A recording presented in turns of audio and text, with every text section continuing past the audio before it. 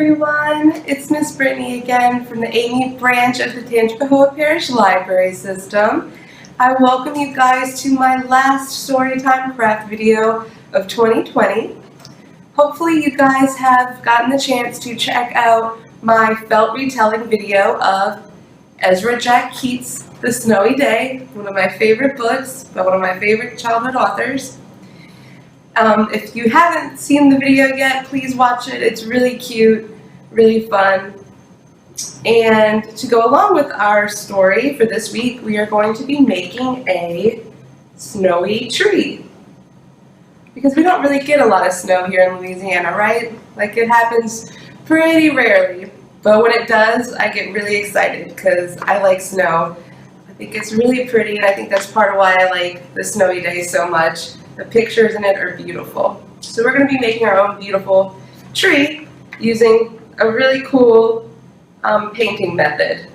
So if you are in the Amy area, you can pick up a snowy tree grab and go craft bag. If you aren't in the area but you're seeing this video and you would like the bag, just feel free to call your local branch. They'll call me up and we'll set it up and we can get this bag to you guys if you would like to join in on the craft with us. So in it, it's really simple. Not a whole lot to this craft, but it's really cool. A little fun one to do. Alright, so you'll need a tree template, an empty tree with no leaves. You'll need some white paint. I included some Q-tips so you can get the smaller little areas around the tree to make it really look like a snowy scene. And got some stickers in there too, some winter stickers for you guys to add. But the fun thing about this craft is that you are going to be painting using bubble wrap. And if you're like me, you get a kick out of popping these little bubbles, but today we're going to use it to paint and make our snow. So you'll take your little piece of bubble wrap, fold it over, seems to fit a little bit better in the cup, and you'll dip it. You don't want to dip it too much because you want to be able to see the bubbles when you stamp it on the paper. And it's kind of going to act just like a stamp does. So you put a little bit on there.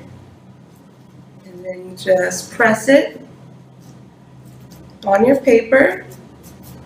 You can do it however you'd like, however much snow you'd like, however little bit of snow you'd like. If you're at home and you have a different color paint other than white and you'd like purple snow or red snow, go for it.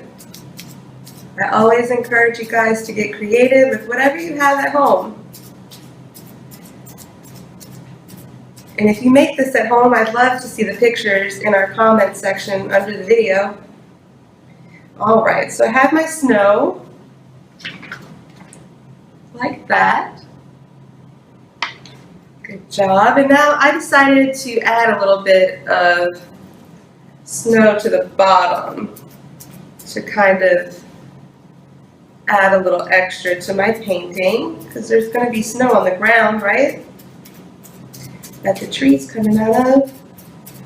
So just dab that a little bit at the bottom. I really like seeing all the little holes, all the little bubbles. Alright, so I think that's pretty good. I'm going to take my Q-tip and dip it in the white paint. Add a few little snow flurries falling from the sky on our pretend snowy day. Awesome. I have a lot of snow in this one. I went a little snow crazy in this one. More so than this one. But that's alright. So now I'm going to add my snowman. We don't get to make snowmen a lot here in Louisiana. I made one snowman one time, but he was about that big. That was the first time I saw snow in Louisiana back in 2004, I think, 2003. Alright, so the same thing, if you have some other stickers at home that you want to add to your tree, go for it. You can add glitter, whatever you'd like to your snowy tree. Alright, you guys. Well, if you do this craft at home, I hope you guys have fun doing it. I'm sure the rest of the programmers have some other really fun stuff in store for you guys this month. I hope you guys have a safe and happy holiday season, and I'll see you guys for Storytime videos in the new year. Bye, everyone.